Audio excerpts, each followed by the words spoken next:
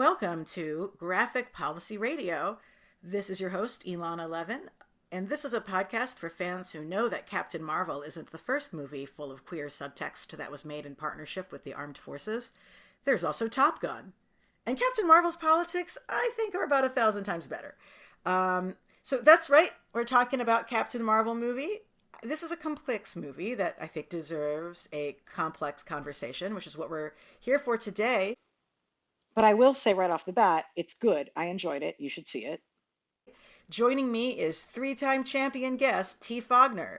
Fougner is the editorial director for comics at King Features Syndicate. When she's not reading comics for work, she's reading comics for fun, drawing comics, dressing up as comic book characters, or watching comic adaptations on television. T is at TberryBlue on everything. Hey, T. Hi. And joining me is three-time champion guest, Felicia Perez. Felicia is the innovation director at the Center for Story-Based Strategy, one of the organizations that I worked with for Black Panther Fan Activist Con, my co-conspirator there. Felicia previously worked at the United Workers Congress, ACLU of Southern California, and was a high school social studies teacher for 12 years at the Los Angeles Unified School District, where she was also an active union leader and chapter chair of the United Teachers of Los Angeles. Hello, Felicia. Hello. And when we're three-time champions, is this like punch card? Do we get a free something after 5? Free frozen yogurt. Yes, for yogurt for everyone. Excellent. I've been pulling my hair out about the public response to Captain Marvel, and I'm not just talking about the right-wing haters. People on the left will need to hold in their minds two seemingly contradictory things: that Captain Marvel is an important moment for many women and girls, and also, simultaneously, that the U.S. military is an engine of white supremacy and rape, even the rape of 25% of its own female members. You know, they made this movie with Air Force approval, and with press junkets and pre-movie ads, they're trying to use the movie as an enlistment vehicle. But I actually think there's a lot of anti-war messages in the story itself. And meanwhile, we can also see the movie's importance to women and girls. It's also going to be an important movie for boys, because they need to grow up seeing women as superheroes and as protagonists in their own stories. This may actually be the only movie with a woman lead some boys see all year, which is sad as hell. And the movie was important to me for an issue that I actually didn't even foresee as coming up. And that's its handling of the Skrulls, which was the topic of my essay for Wired.com. For here on out, I guess, let's say there's spoilers. The name I wanted to call my essay was Skrulls Are People Too. So yes, this movie is being used as military propaganda, but it's also a movie with content that is way more complex than that, and it meant a lot to me as a queer Jew in particular. So that's enough for me. I want to talk to my guests. I have a number of big topics I wanted to hit, but let's start it out. I guess I should say, you know, coming into the movie, I was already thinking about the sort of military message, because the movie tour where they were going around the country and showing it to military families, and also just knowing how movies that use the Air Force and things like that generally have to be made in conjunction with military approval in order to get access to filming on, like, with military planes and whatnot. Like, I was already thinking about that, and I was really concerned about how that would go. But I left finding, like, that I thought the movie had a lot of anti-war messages in it as well. And I think my end assessment was, like, if you entered the theater being pro-military, you'd probably leave the theater being pro-military. And if you entered the theater being critical of the military, you would leave the theater being critical of the military. What do you guys think? So for me, one of the things that I thought was really ironic is that, yeah, they did this entire, and I don't know if this showed at every theater, but they did this entire, like, rah-rah Air Force thing in those weird preview ads that they show for the half hour before the movie. And then they get into the movie, and after spending all this money to convince women and girls that the Air Force is a great place for them, the movie is just like telling you how much the Air Force treats women badly. And so so true. It was really funny to me, because the Air Force barely comes up. And when it does, it's all in the context of how poorly Carol and Maria were treated while they were in the Air Force, and how they had to find other opportunities in order to fly. And then really the only other military that we see is the Cree military, which is horrible. Yeah. I really felt like the Cree military was a stand-in for the U.S. military. Like, it's this big hegemonic power that just tries to trample over everyone else and just really frames itself as being the only defenders of justice in the world. And then claims that all of the refugees are terrorists. Yeah, yeah. That opening scene where they're at Torfa, I fully expected them to accidentally bomb a funeral. Ooh. Yeah. Felicia, what were you thinking about that? Yeah. Well, I mean, I think it was complicated for me. I appreciate your opening statement about if you were already on one side of either being pro or concerned and critical of the military, that you would have left the same. And I actually don't necessarily know that I believe that. I think that some of the, ways in which the military has been a trope in several different, stories and films aimed at young people or not for so many years has made it such that it's complicated. Like, I'm very judgmental and critical and not sanctioning at all state-sanctioned violence, which ultimately is going to be definitely held at the hands of the U.S. military.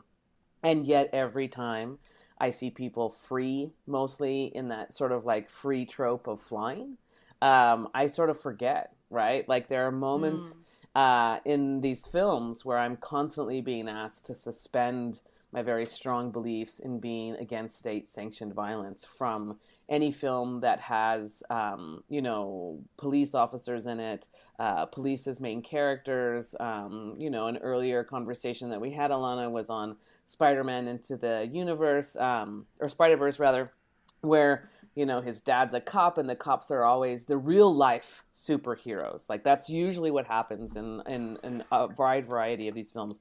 Superheroes in the real world, quote unquote, have badges and uniforms and guns. And superheroes in the sort of like comic fantastical world have all different kinds of superpowers that they get to have. And it may not necessarily be a gun or a tank or a nuclear weapon at the hands of some sort of missile. And so for me, I think what's complicated is that we're going to talk about, the U.S. Air Force, but we're going to not talk about S.H.I.E.L.D. We're not going to talk about what Nick Fury represents and what all of these superheroes as Avengers represent. So I think that there are some things that we say, no, I won't swallow that. But over here, like, oh, well, that tastes good. Like that's got a little sugar on it. And that one helps it go down a little bit easier. Like, I think that if we're going to be critical, we have to be critical across the line. And that might mean not enjoying or supporting any of these movies. And I don't know that I'm ready to do that either.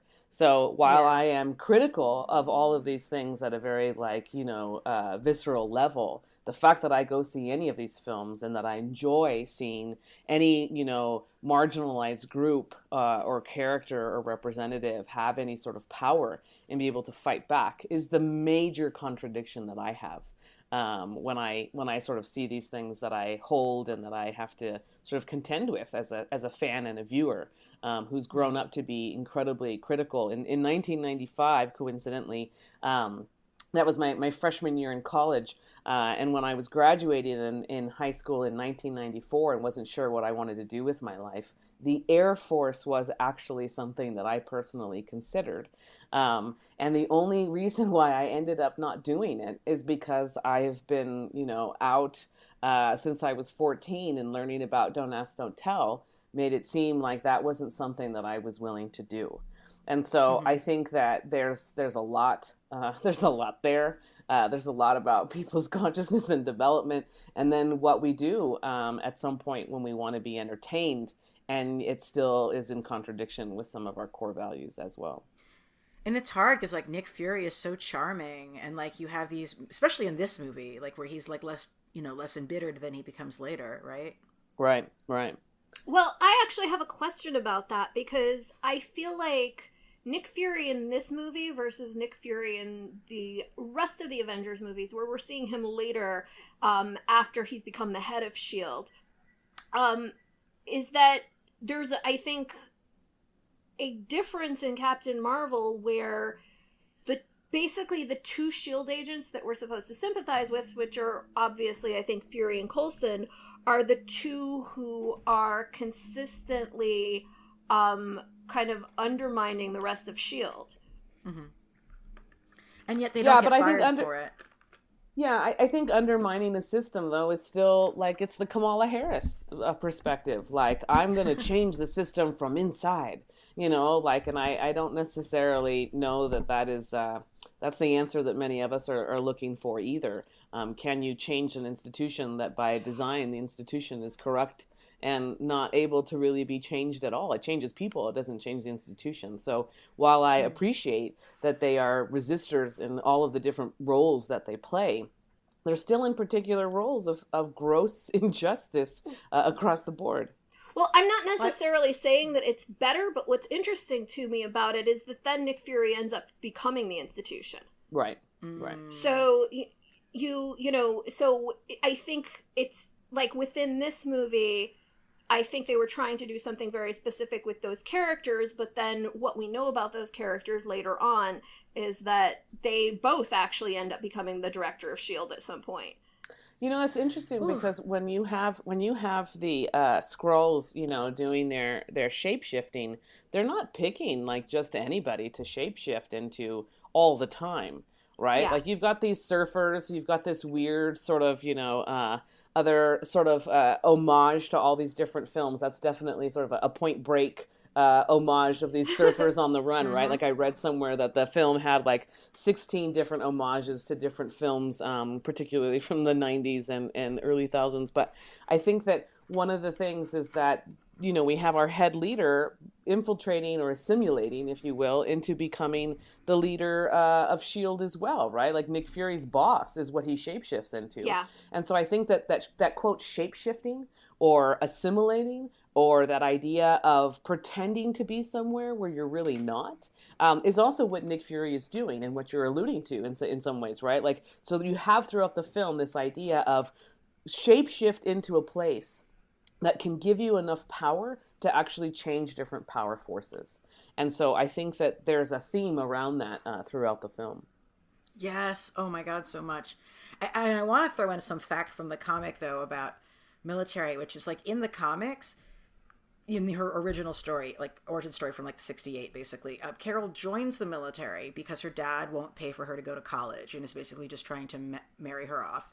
And then she leaves the military because she refuses to turn in an undocumented alien, aka the original Captain Marvel character Captain Marvel.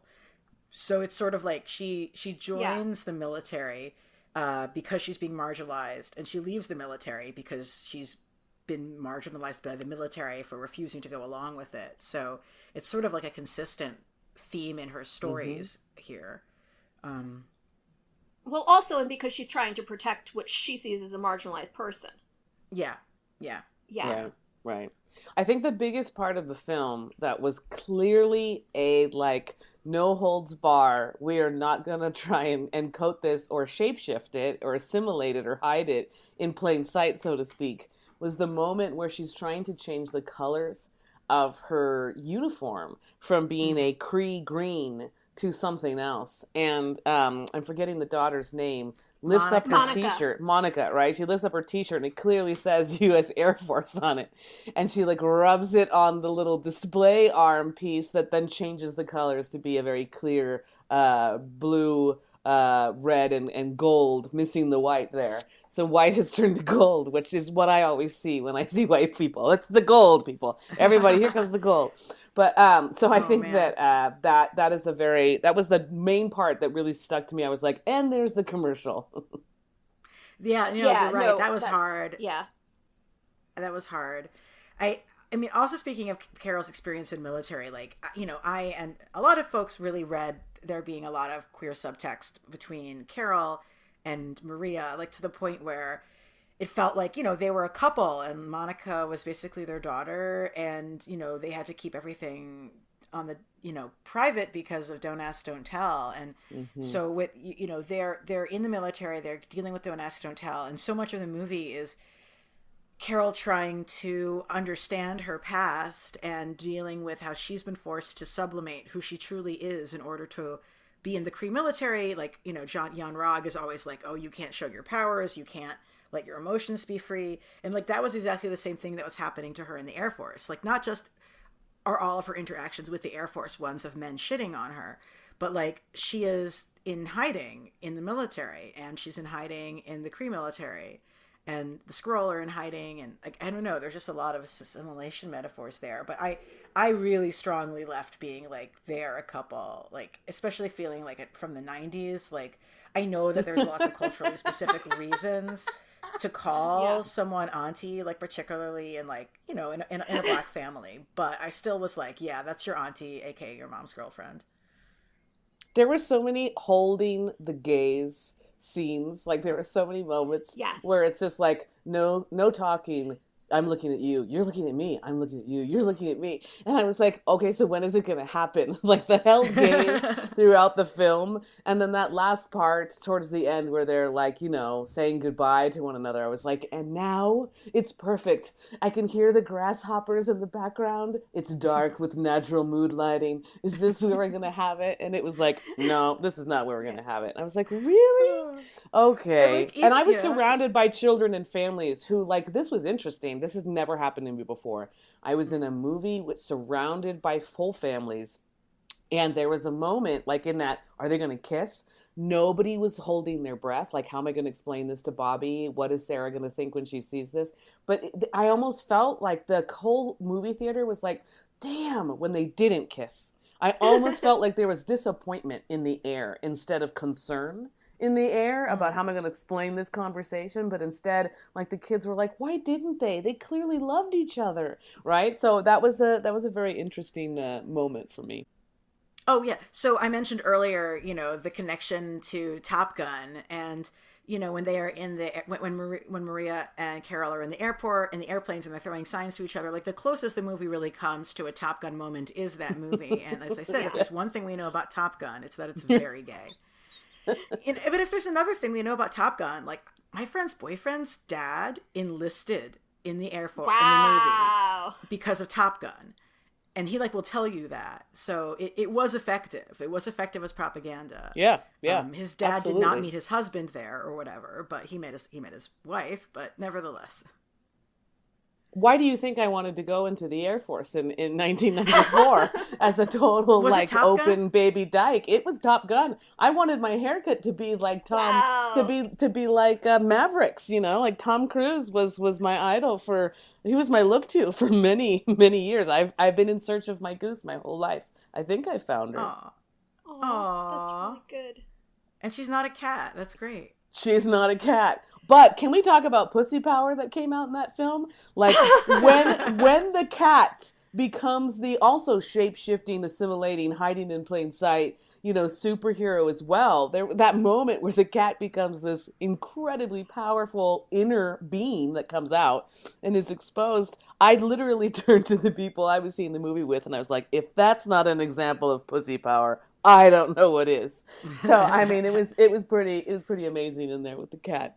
Oh, that's so funny. So for me, like, I kept, it was one of those things that I was anticipating, and before I saw the movie, I kept seeing like, oh yeah, and the cat, and the cat, and the cat, and I was like, it's a flirkin, and it better be a flirkin.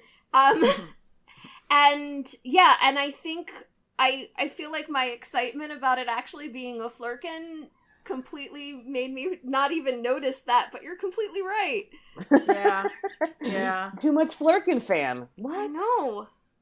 I and just the way the Skrull interacted with it, like it was like shapeshifter recognized shapeshifter. Yeah. You know? They're like, oh, I know what that is. Well, what's funny is that in the comics, the first person who reacts to the Flirkin that way is Rocket Raccoon. Mm-hmm. So, yeah, and so it's this very funny, like, well, it's a raccoon, of course you hate a cat. And then they all realize that it isn't just a cat. But yeah, it was cool to see.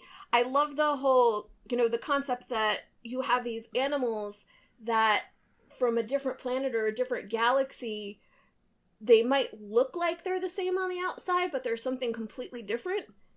You know, one sort of like last piece for me, I mean, I'm sure I'll end up talking about it more, so excuse me in advance, about the military and the contrast in there is like, you know, I really focused on how the movie, you know, because I wanted to like the movie in part, right? But how and because there's a history in the comics of the Kree-Skrull War itself was a very like explicit, heavy-handed condemnation of the Vietnam War. Like the history of the Kree-Skrull War in Marvel Comics is basically a thing where you're presented with these two aliens groups and you're supposed to realize very quickly, like, this is a millennium-long slog.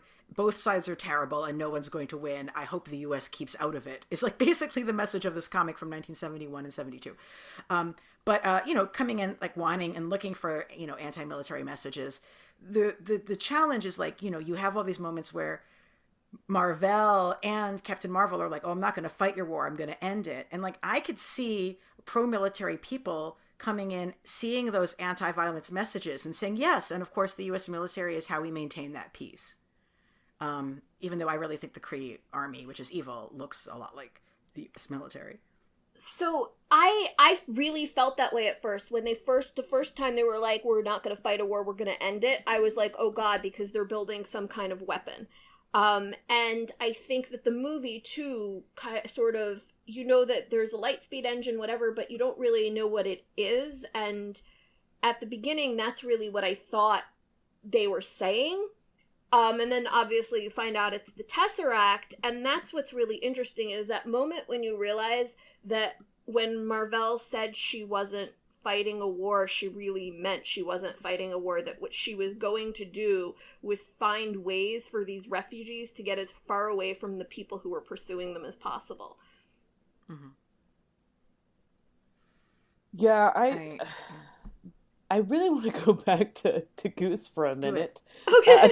Sure. The cat, only Do because I want to mention that I've been reading about Goose the cat, the Flurkin, and that it was originally introduced in the comics and called Chewie as a nod to Star Wars, and that it's in this film that they wanted a nod, several nods, I think, to Top Gun, and that's why they changed the name of the Flurkin character from Chewie to Goose.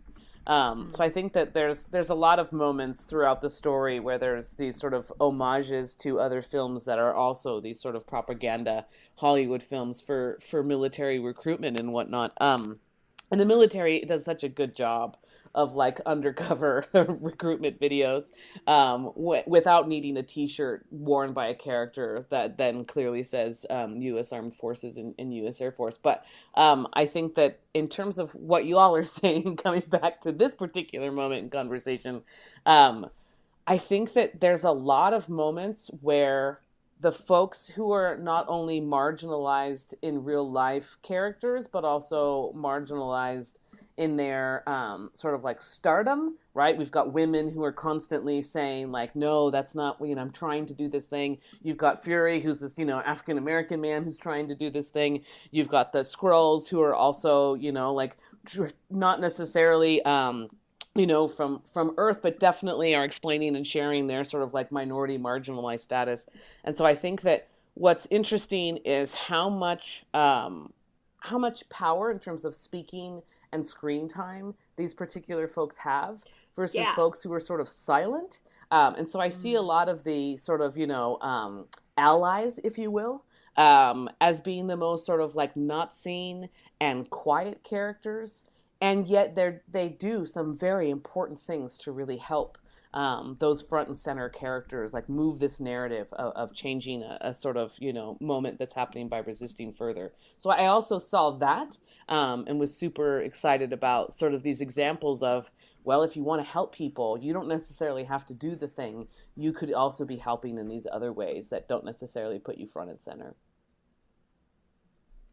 That's real. That's a really really interesting take on that, because one of the things that I did notice in the movie was specifically that basically the people with the biggest speaking roles and the people who get the most screen time in this, you've got Carol, who's a white woman, you've got Maria, who is a black woman, you've got Nick, who is a black man, and you've got the Skrulls.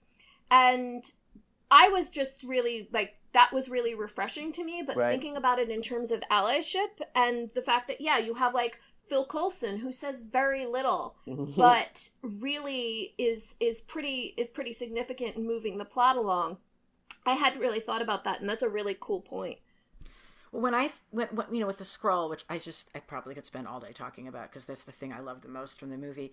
Like, at first I thought that the movie was asking you to see the world through Skrull eyes, to sort of be like, hey, I know these, well, once they do the pivot in Act 3, I know these aliens are the ones that look less like you, but they're actually the ones that are deserving of your support. Like, come and see the world through their eyes. I was like, man, that's great. And then the more I thought about it, the more I was like, this movie isn't actually just telling you to sympathize with the Skrull. This movie is giving you the Skrull to identify with as yourself. Like, I left the movie being like, I have so many Skrull feelings. I connect with the Skrull. I'm not just sympathetic to them. I connect with them. And when I was working on my piece for Wired, I just blobbed out this like bit of text that I'm going to read it here because it's like, so the movie doesn't just show the galaxy from the Skrull point of view. It asks viewers to identify with them. Like the Skrull, people conceal themselves in order to survive in an oppressive world. When they defend themselves, the oppressors call it war. Like Talos racking through Carol's memories, marginalized groups, and anyone really, look to other people's stories for a path to survival and to find a safe place they can inhabit as their true selves. My original version of that said we instead of they a lot, but there you have it. Like, if for it to have been sympathetic Skrulls, like, that would have been enough. But for them to actually be like, no, we're Skrulls. That's like Dayenu. I mean, the universe is like, the U.S. military or the Kree, and then it's like, actually, the Skrulls are also you. Like, I don't know if people who don't have marginalized identities are going to leave the movie with the same level of attachment and identification with the Skrull, but like, as a Jewish person and as a queer person, I was like, yes, the Skrull are the outside, exoticized other who are able to conceal themselves as looking like you, which obviously is specific to like people who have white skin who hold those identities. The fact that they're able to infiltrate and pass as you makes them even more dangerous to the establishment.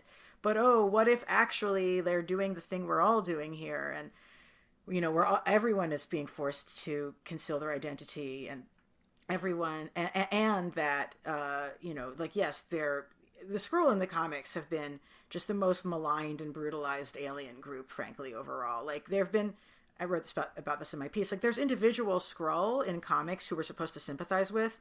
Most of those Skrull are queer-coded, but I had not really seen a story before that expected the audience to identify with the Skrull as an alien race.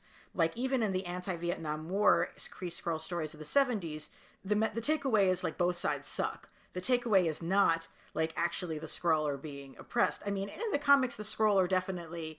in the movie, it's implied that there's about couple thousand Skrull left in the world. So it's obviously a different point in their power versus in most of the comics where the Skrull are... there's more of them and they have a planet and stuff. But, like...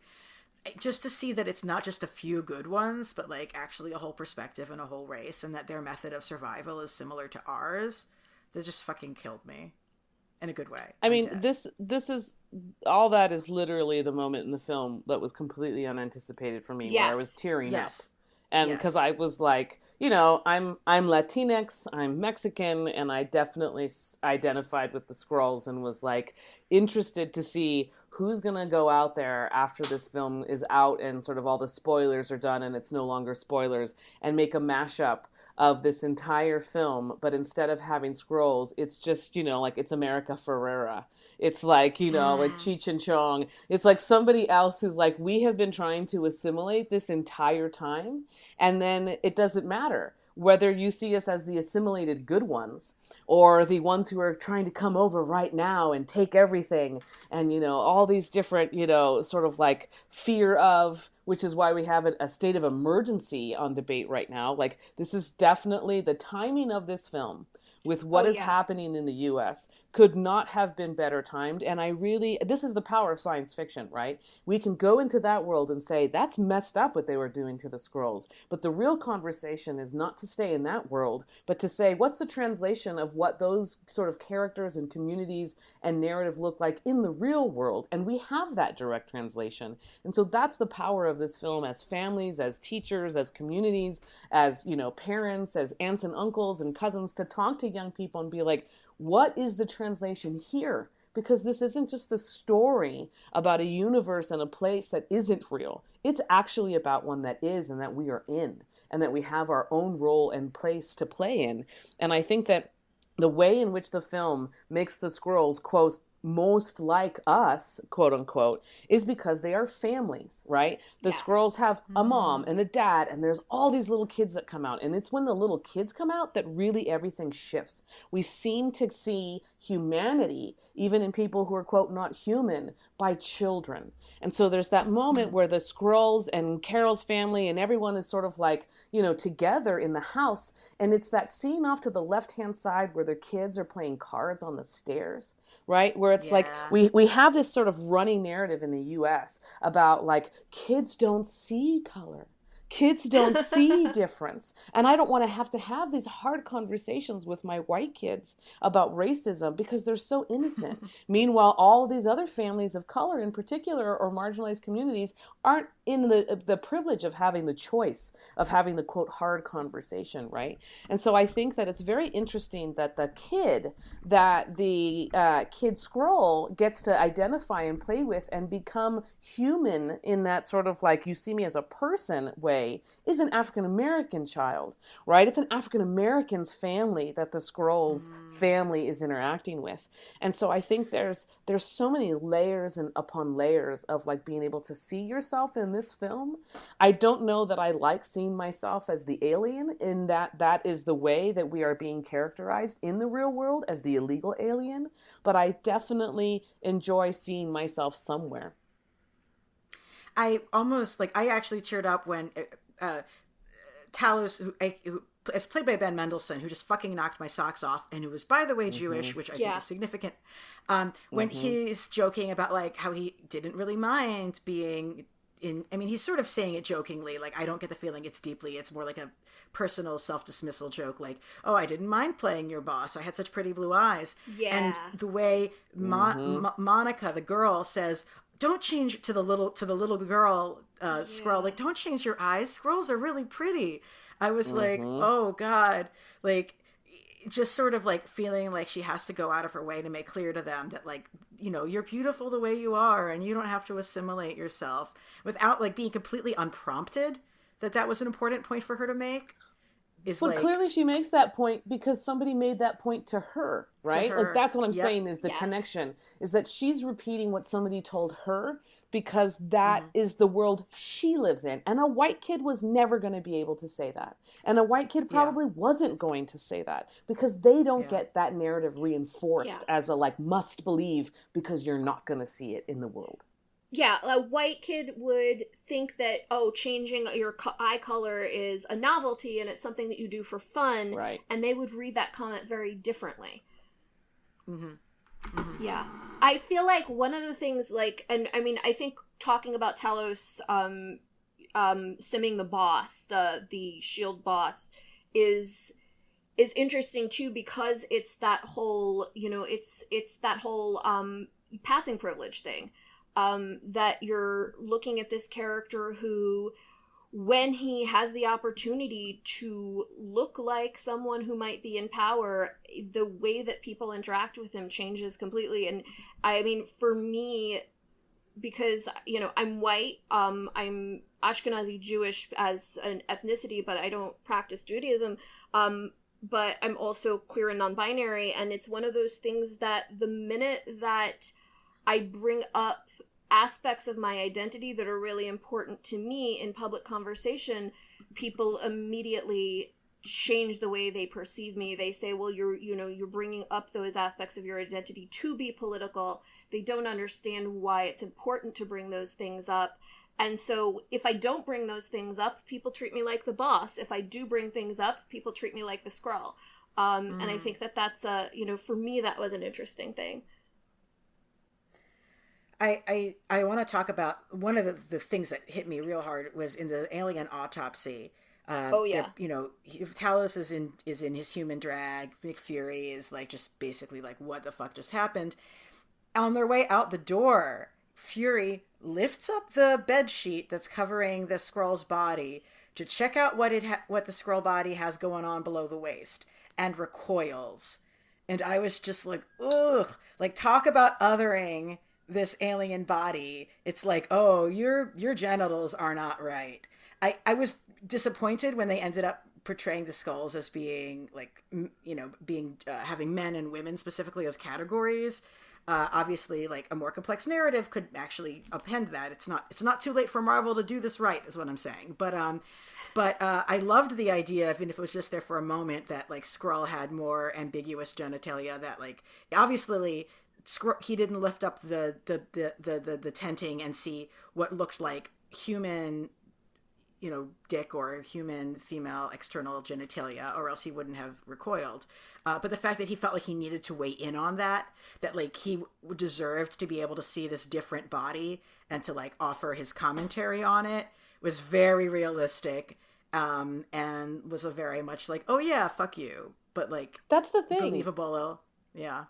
Do you remember when I said earlier that the crowd that I saw the film with, the families and children and parents didn't seem to like recoil or brace themselves for anything when it seemed like these two female characters were maybe going to kiss or embrace in some sort of romantic gesture. And yet there was the recoil when the sheet moment of lifting it up, like that was the one sexual moment. That was the one moment that the crowd that I was with was like, oh, please don't do that. Why do you have to do that? Why do you have to look at anybody's parts? And I think that that was a super interesting moment where it was like the romance of love was okay, but the sexual sort of like narrative about like looking at anybody's body parts to see then what that was going to be like was not okay. And coincidentally, the viewing that I had was in Reno, Nevada. Not a single one of the like 30 minutes of previews was about the U.S. military. Ooh. Galaxy Theaters does not play advertisements for military in it. I don't know if that's a policy across the board, but it is at this particular movie theater here in Sparks, actually, Nevada. So we didn't have any military advertisements. In fact, we had all different kinds of movie advertisements, including, so kind of children-based one, Frozen 2. We had the Frozen 2 one, yeah. Right, things like that. But we also had Rocket Man from Elton John. Yes. Yeah. You had that too? We did too, yeah. This is interesting. We did too. I think like showing a very queer film and then seeing Captain Marvel and all these things happening. I think it's very interesting what's happening with these young people in terms of the kinds of things that they are seeing, the stories that they are being shown, like to live life right now. As a young person, with the many contradictions of superheroes making it very clear right from wrong, and yet your country's government is definitely showing you something different. Uh-huh. It's a really hard time to be a kid right now, and I just want to say, like, kids out there listening, if you are, like, you're so rad, you're so cool, it's gonna be all right. Live in the movies and bring that to real life. That's what I want folks to do. Well, speaking of trans stuff, T, you just knocked my socks off last night with something you told me. Yeah. So, well, before I go into that, one of the things I wanted to say about the sheet scene is that what's interesting is how the movie brings up masculine fragility throughout it, where you get Nick Fury doing the thing with the sheet, and then later he gets really offended by the scanner that says human male not a threat. And so, like, it seems like it was something where they were trying to kind of create this pattern of, like, this, how men respond to these sorts of things. But yeah, so one of the things that really hit me was Friday, as most of you probably know, Chelsea Manning was sent back to prison on really spurious contempt of court claims. Because she claimed constitutional right to not speak on things that she had already testified about. And it was really ironic to me that that happened. I mean, it's exactly what we were just saying about, Felicia, you were saying about our government giving people a completely different message than what we're seeing in our media. That we get this movie that has been really anticipated and is one of probably the major blockbusters of the year, about a woman who joins a military in good faith, realizes that the military is gaslighting not only her but everyone, and then decides that it's her personal responsibility to try to stop that. And that movie comes out the same day that Chelsea Manning gets sent back to prison. And it is exactly her narrative. I mean, not exactly, not literally exactly, but the major points of that narrative are exactly what happened to Chelsea Manning.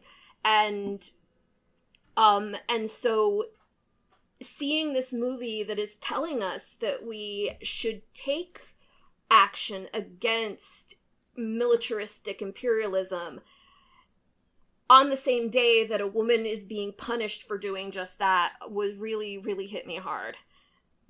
Thank you so much for bringing that into this space, because it's so true, and I did not track all of those different main points that you just made. And so I just want you to know that when we are done later this afternoon, I will be making some sort of a meme about those two coming together see if we can get some traction, because I know that it has definitely been a big sort of, like a shame on us for not doing enough to really call out what is happening and being done to Chelsea at this moment. And so I think that this is a super powerful moment. To your point about that moment of male fragility example with Nick Fury and the scanner of, this human male not a threat. I actually didn't see it. I actually liked that moment. I didn't see it though as a sort of moment of male fragility. I actually saw it as a moment of being very deliberate and saying a black man is not a threat. And I thought that was actually very powerful for me. That's really good. That was very powerful for me to be in a room where lots of white people in Sparks, Reno, Nevada, were hearing a black man is not a threat. And I think that is, I thought it definitely was more racialized than gendered. So it's really interesting to me because I'm sitting here in New York City and saw this movie in an incredibly mixed theater in terms of racial diversity. So it's always hard for me to remember that in a lot of the country people are in movie theaters that are all white. Yeah, sorry. Yeah. It happens. Yeah, no, that was amazing. It's unfortunate. Yeah. It's unfortunate, but it's true. One of the things that upset me about the movie actually was the extremity of the violence that Nick Fury is expected to endure without actually getting any help for it. He loses an eye and everybody just sort of brushes it off and doesn't acknowledge the trauma that would cause. Yeah. Never mind the physical pain, the trauma. And that was really upsetting. Yeah, it was one of those... It was one of those things where you could tell that they were trying to be very creative and clever in giving us this sort of origin story moment for Nick Fury, but they didn't actually let him feel anything about it. Yeah, and he was constantly drinking and eating, which was also a sort of trope that I was not sure I appreciated. It was always some sort of lemonade tea and some sort of chicken, and I was like, really? What's going on here? Oof. I totally didn't even notice he was always eating, so... Wow. He always had a glass in his hand every time they were sort of, in the trying to uncover things. And, the interesting thing with eyes, right, is that Nick Fury loses his left eye in sort of this medicine in your body, and it says something underlying about what you're supposed to do to heal. If you injure your right eye, you're supposed to change the way you see the world. And if you injure your left eye, you're supposed to change the way you see yourself.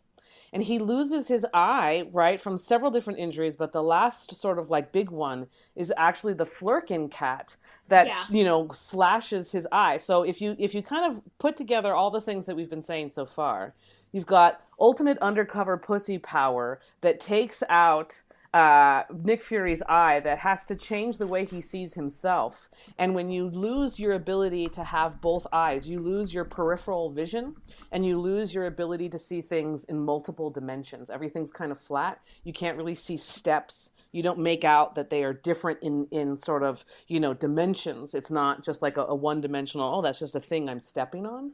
And so there's a lot there about like the kind of injury, which eye it is, who is really behind the source of the injury. For me, at least, I also have an injury in my eye, so I read into that a lot more than maybe anyone else would. Oh, wow, yeah. Yeah, that's the medical stuff is really interesting because like it really is this case where they're like, well, he's got this thing going on later. Wouldn't it be funny if we do something to show how that's done without necessarily putting a lot of thought into what it means, and then getting having someone who can explain that meaning, I think is really valuable. And that moment is come towards the end where he basically says, yeah, I will not be, we know that he says that, but he kind of pushes the eyeball options away. And it's basically in the conclusion of this story about undercover, assimilating, shape-shifting. He decides, I'm not going to. I am just going to be me, the person who doesn't have both eyes. Why would I put in a fake eyeball to make it seem like I do have two functioning eyes when I don't? Well, which is an interesting sort of moment throughout the different points in the film. And from a narrative perspective, what's really cool about that is that choice at that point, like in the 1990s, is what allows him to, it's what allows him to help bring down S.H.I.E.L.D. in Winter Soldier, because if he had gotten a glass eye, he wouldn't be able to use the optical scanner. There it is. Damn. So, yeah.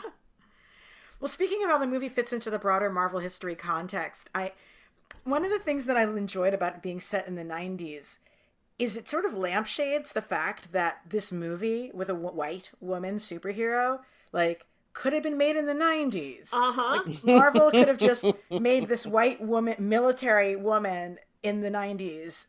Especially, actually, as a side, all my friends who enlisted in the 90s enlisted, under Clinton and did it for college money. None of them did it because they like wanted to go bomb other people, which isn't to say that some of them didn't get stuck like doing that. But like the 90s military is not the George W. Bush, Trump military, or even Obama military in some ways experience. And my friends all got out, thank God. My friends all got out before 9/11, so they didn't have to go and do any of that. But yeah, I just was like, I thought like having it be in the 90s, there were obviously was like Marvel cinematic universe reasons for doing it, but to me it just lampshaded like we could have done this movie before, really. Yeah. Yeah. I love the moment in the Blockbuster video where she sees the standee of True Lies and like just shoots it.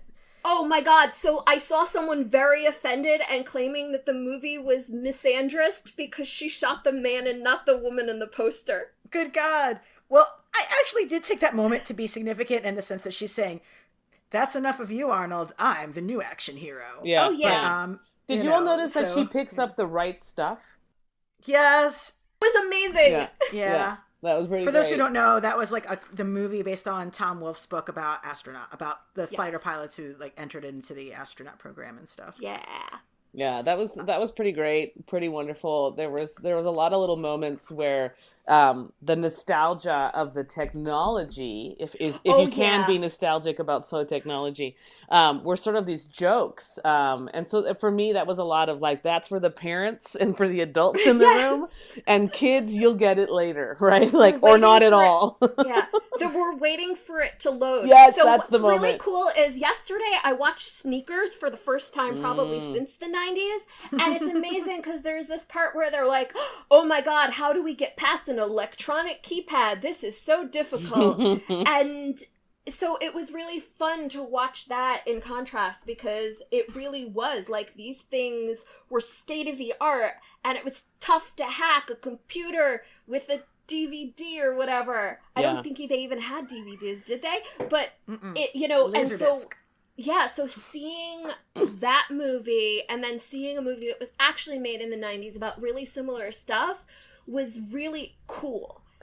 Because all of those jokes are exactly the way these things were working non-humorously in the Yeah, real yeah, movies. yeah. Yeah, they were not funny then. But, you know, the references that have been out there about, like, the 16 different movie homages that this film is playing to, they're not just homages, they're like feminist version of the homages, right? Yeah. So you've got that moment where, I don't remember his name, you all are going to tell me, Jude Law, what's his character's name? Jan Rog. Jan Rog. Okay, so he is like, come on, show me what you got. And he's like talking on and on and on. And it's like, do it without your weapon. Show me that you can like beat me and do all these things like with your woman power. And he's just like going off, and she just like takes up her hand and just like obliterates him, right? And it's just like gets him out of the way, which was an homage to our good friend Harrison Ford with Indiana Jones and the sort of like original Indiana Jones movie, in that moment where there's this whole whip moment of let me show you these talents, and Indy just takes out his gun and, you know, shoots him dead, and that's it. But so you have all these different homages to the film, but it's a woman who is, you know, the empowered person who's just like showing you what's up, and that was just like really great too. If you could figure out all those 16 moments, that was fantastic. Narratively, like based on the fact that she was not on Earth in 1992, I don't know why Come As You Are by Nirvana is what was playing when she meets the Kree Supreme Intelligence, but thematically, it was great because that's the scene where she, Come As You Are, like, the specific lyrics of the song itself aren't really this, but the name of the song is Come As You Are. And like, this is her coming as her real self. Like, she's ripping off her implant. She's finally releasing her full powers. And getting to be her own hero. And like, Come As You Are, like I connected that back to the Skrull and their, you know, struggling about when and how they can exist as in their own form versus be closeted. But the chorus of that song is Memoria, like memories, right? And so there's also this whole thing about, you know, her having to go back and forth and trying to uncover the true memories that she has about her true self. So I think there was a little bit more than Come As You Are. I think there's a lot in that song that was trying to really sort of capture that moment. Any other big music call-outs for folks? I like that she listened to Heart and had a Heart t-shirt, like reminding the world that like they're all rock bands with women. I mean, honestly, the fact that Captain Marvel herself is established as having rock and roll oriented music taste meant a lot to me, because I feel like as we've become a culture that recognizes the ways that sexism has stigmatized loving pop music, the public dialogue around which kind of people like which kind of music has shifted to say it's okay for people to like pop. And a lot of women have come forward and said, you know what, I never liked that rock music. I just put up with it because of my boyfriend. I love rock music, and it had nothing to do with any men that I ever dated. My love of rock music was actually a social problem when it came to meeting women, honestly. But like, it was edifying for me to see a movie where unabashedly, like, here's a woman, she loves rock and roll. She's not doing it to make men like her. Like, this is a real thing. I love Guns N' Roses. Carol loves Guns N' Roses. It was just so white, though. Like, yeah. There were some really great artists of music that came out in the 90s. I don't know, Public Enemy, just to name one, KRS-One. Like, there are some really great political music that came out from rap and hip-hop at that time, and that was noticeably absent throughout this film, as if there weren't other, you know, ethnic cultural groups, or that white people can't like rap music or hip-hop. But yeah, I think it's interesting how music sort of is both a tool of characterization, but also can reveal holes in the knowledge of the people making movies. Yes, that's definitely clear. Yeah. But it was a great soundtrack. You know, I mean, it's not like I didn't enjoy or know any of those songs. And yeah, there was nothing about like Walk This Way being referenced either, about this sort of like collaboration of black and white artists, which could have maybe fit here. Oh, that would have fit. Yeah. Yeah. And it actually thematically fits really well with the movie. So. I know, but yet it was not there. Yeah. Folks, if you're Marvel, if you're listening, can you pay attention to this? Yeah. They should bring us in as soundtrack consultants, just saying. So one of the other, you know, like I mentioned before, like feel like, you know, Carol is kind of being gaslit by every man in this movie at some point, especially her ex, Jan Rog. A lot of the time, I think when Marvel has sort of subtext that implies romantic interactions between male and female characters, or when it explicitly has romantic relationships between male and female characters in the movies, it pisses me off because it feels like it's very perfunctory. It's not really important to the story they're telling. It's like sort of basic, I guess, for lack of a better word. But I liked that there's this inference that they had a romantic, well, I wouldn't even call it romantic because it's too fucked up, but like that there is some sexual relationship that has existed between her and Jan Rog, because it is very realistic as a messed up thing that she would have gone through. That this man who is gaslighting her, who's like lying about her past, who puts himself up as the man who saved her life, who puts himself up as a mentor to her, isn't really any of those things and is the one who's holding her back in the end. Well, it's also really interesting, I think, on the heels of so many conversations about this in the comics industry in particular, where, you know, we've talked a lot in the past couple of years about powerful men in the comics industry who have mentored, quote unquote, I'm doing air quotes that you can't see, you know, young female comics professionals in ways that then they've really taken advantage of and really harmed their careers. And in some cases, you know, have either entered into relationships with them or even actually like explicitly assaulted them. And that those things have been, you know, that those things have been really coming out, I think, more and more frequently, but it's a serious problem in the comics industry in particular right now. And so to see that sort of relationship in a comic book movie, I think is pretty valuable, even if the men who are doing those sorts of things might not even notice that it's there. I don't know that I saw that as so explicit. Like, I don't know that I saw the two of them as being having some sort of previous relationship. Can you point me to a point in the movie where like that was kind of like inferred? I mean, to me, it was like she wakes him up in kind of the middle of the night, expecting to have some sort of physical encounter with him, which they perform as being a spar. Spars are kind of sexualized in a lot of these genres. And, you know, he's in his bathrobe and he's like, oh, are we doing this again? Sure. Okay. That was kind of the one time, actually, that I really felt like it might have been romantic rather than just, well, I don't really want to call it romantic, but whatever, sexual, rather than it just sort of being this trope of a man mentoring a woman and undermining her in the process. But for me, that was kind of the moment. Okay. Anything else on that, T? No, I think it was kind of like deliberately left vague. You know, and I think for me, like, that's important because there are so many young women and people, you know, people who read as women, who have been in lots of different variations of that relationship. And, you know, so making it something that can be a little bit more universal, where it's not explicit exactly what it is, but we know that he's mentored her and that he's basically put her in this position where he is her hero, and, you know, and that she trusts him regardless of what else is in that relationship. I think that's the part that matters. Yeah, I think I'm sort of over films, particularly sci-fi, where the main Jedi or the main sort of like keeper of knowledge who is training up new people are always men. And I think that this particular film was super interesting because, again, going back to the like, you don't really know the truth, and you're not really widening the frame and going deep enough into what could really be possible here, where it ends up being that her true mentor, the one who really influences her to fight for justice and to fight, you know, and find people, you know, a home and all these things, isn't him at all. It ends up being Wendy Lawson, right? Like, and so I think that there's this moment that I really appreciated, that where all of a sudden it was like, yeah, you thought it was the guy because we always think it's the guy because it always happens to be the guy.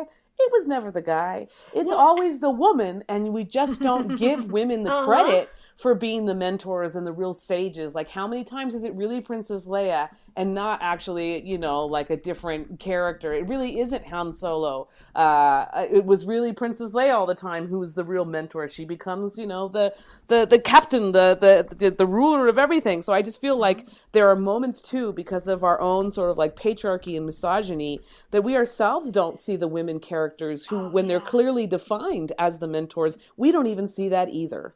And so I think that there's a lot there to unpack throughout this film about like, what do you really believe and what do you really need to come to terms with and grips with in a reckoning of sorts to really make things right.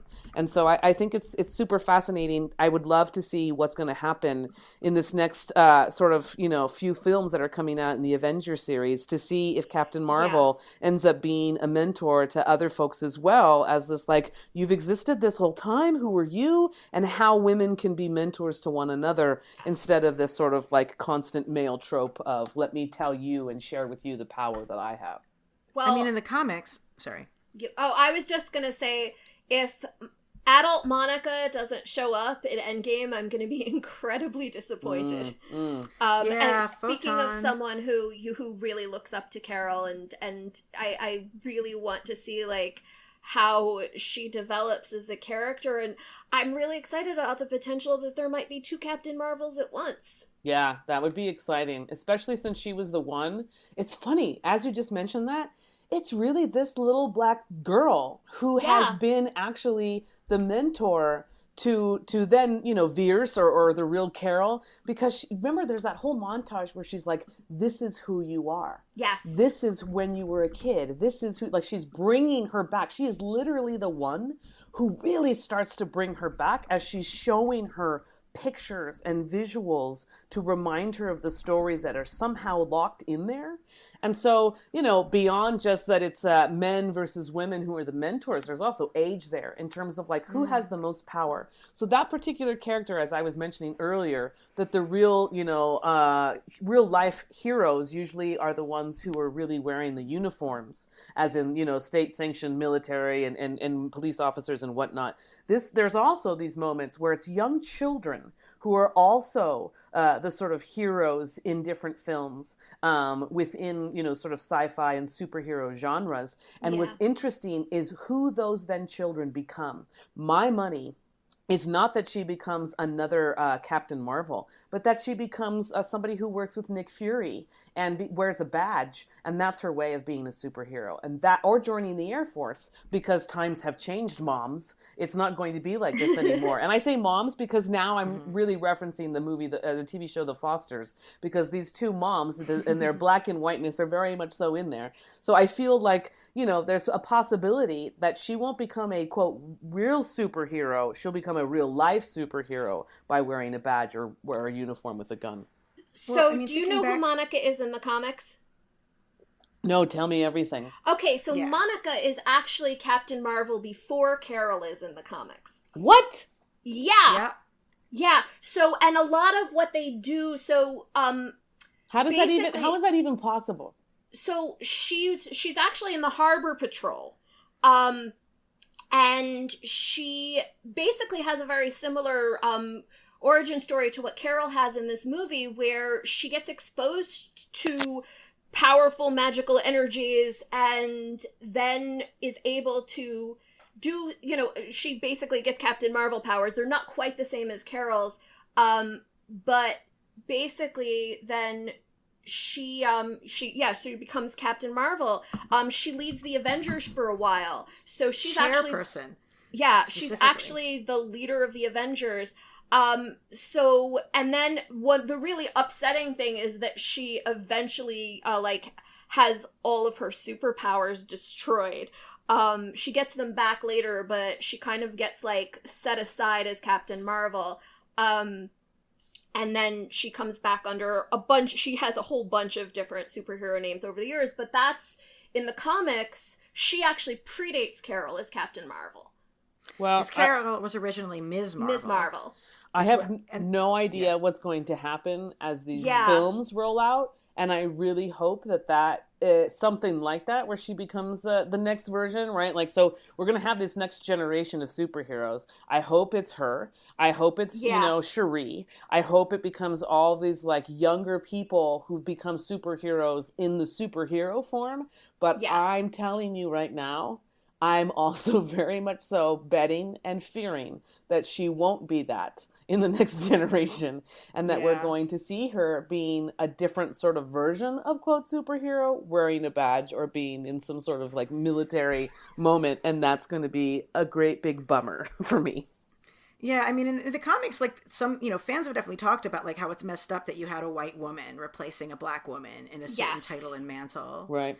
And then Carol actually does become the mentor to the new Ms. Marvel, Kamala Khan, who like, Pakistani American girl is like one of the characters we most need in the Marvel universe, since like so far immigrant families and like people who aren't Christian are mostly like, we're Skrull. That's who we are in the Marvel universe. So I really hope they bring that in too. One thing that I'm worried about in terms of the future of the comics, the future of the movies, that I'm concerned with enough that I actually didn't mention it in my article for Wired because I don't want this memed into something that is dangerous, is that, okay, if the Skrull are many things, but one of the interpretations of the Skrull is that the Skrull are Jewish.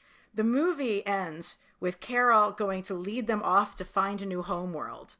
Now, God willing, they find an uninhabited homeworld.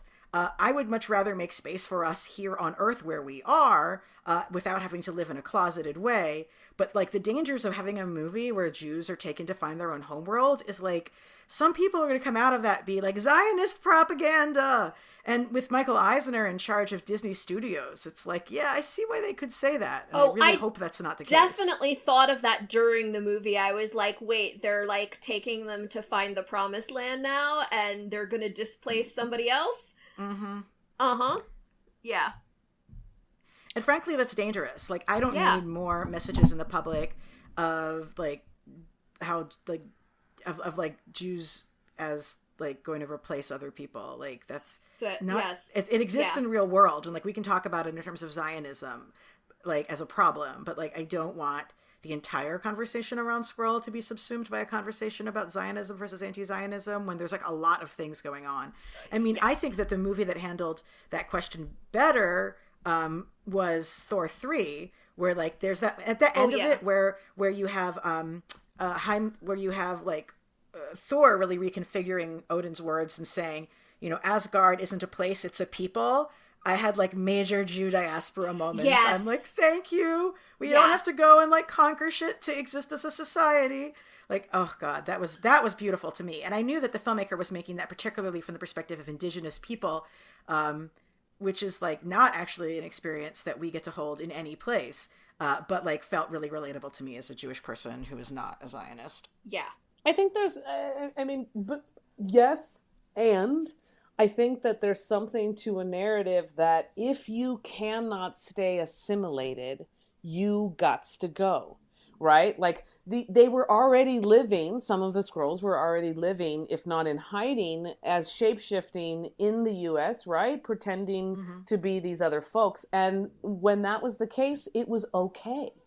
And it's as soon as they are no longer assimilating in that way and shapeshifting to be like everyone else, then that's when they have to find a different home. And so I think that there's an expanded narrative there too, that yes, this could definitely be linked to folks who are Jewish and all these different sort of things and needing to be, like not just displaced, but find a new place and a homeland and all of that. But I also think that there's something about fit in or get out, which encompasses and includes then a lot of other sort of, communities and cultural, spaces and folks who are in them to see themselves in that as well. And so it makes that the solution.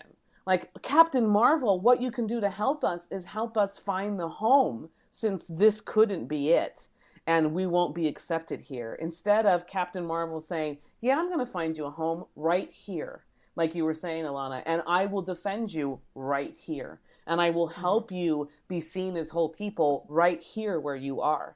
And so I think that the idea of saying that the answer is to leave because you're not assimilating, and to assimilate is not what you want to be, is the thing that is the problem, right? That like, oh, see, we just need to find them a home and it can't be here, versus what it would have been like if that was different.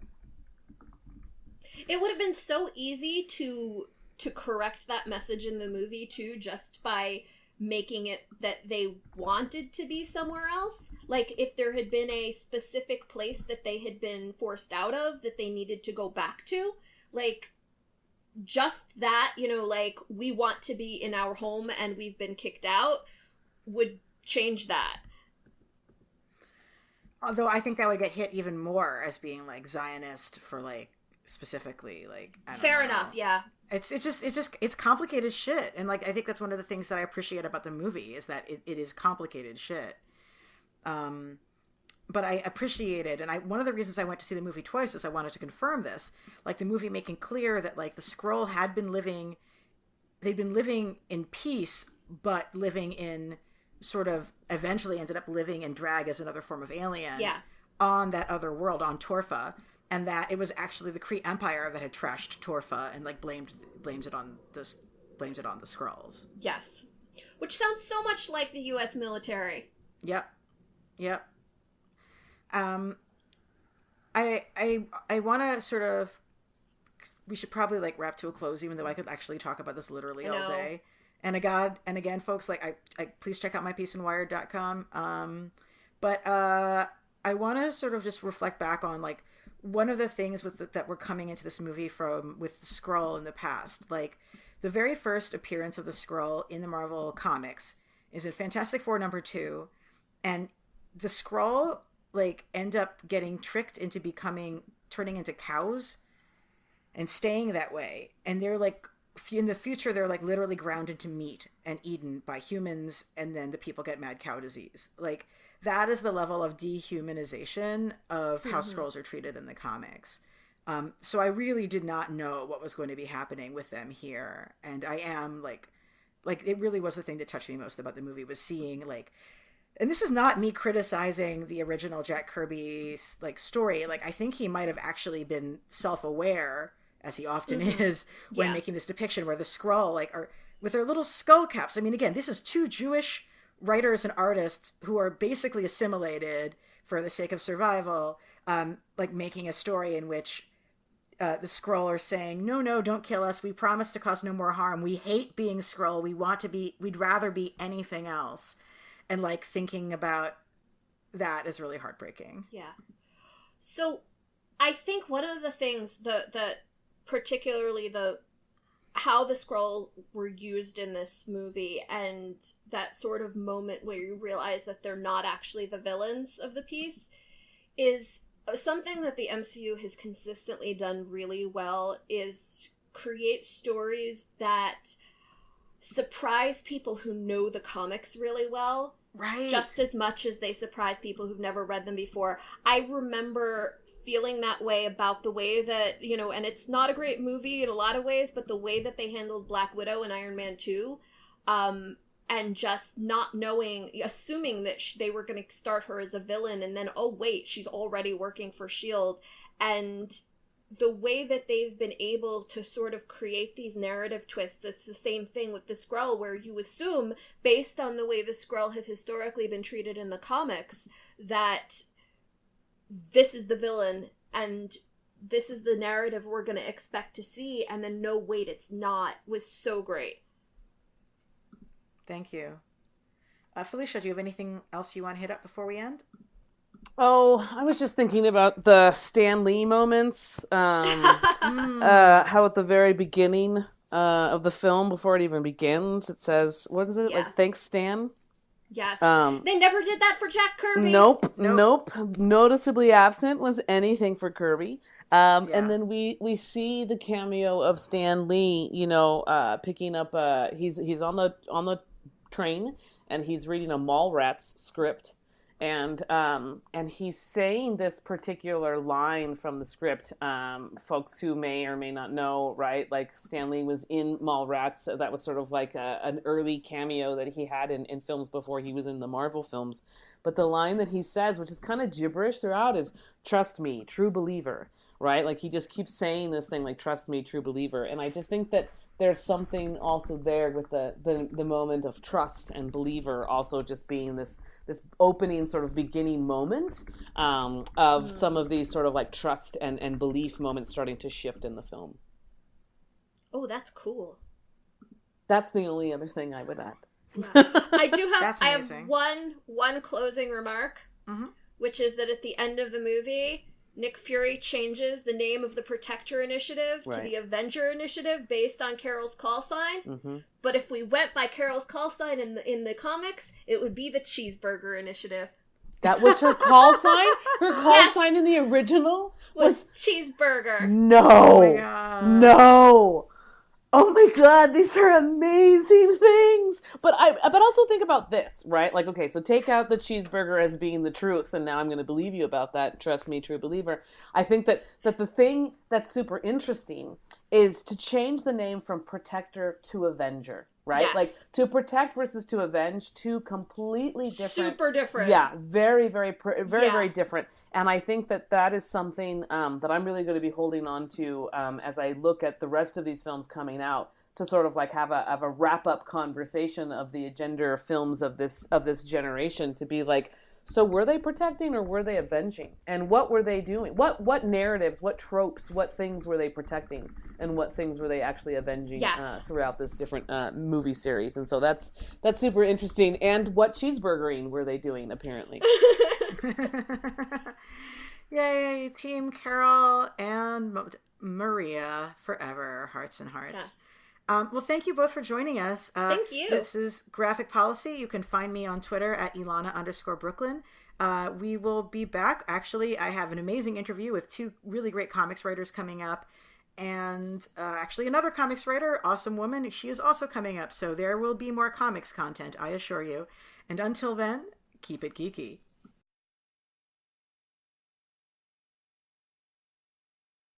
Hey, thanks for watching the previous video from Graphic Policy Television. Just by watching, you help support our site. Thank you so much. Now, if you're watching these videos, you probably care about geeky things like movies, television, comic books, toys, games, video games, you name it. You can go and subscribe right now to our YouTube channel to stay in touch and catch all the new videos, or check out our website at graphicpolicy.com. There's a nice link on this end of the video. But as always, thank you for watching. Keep on rocking and keep it geeky.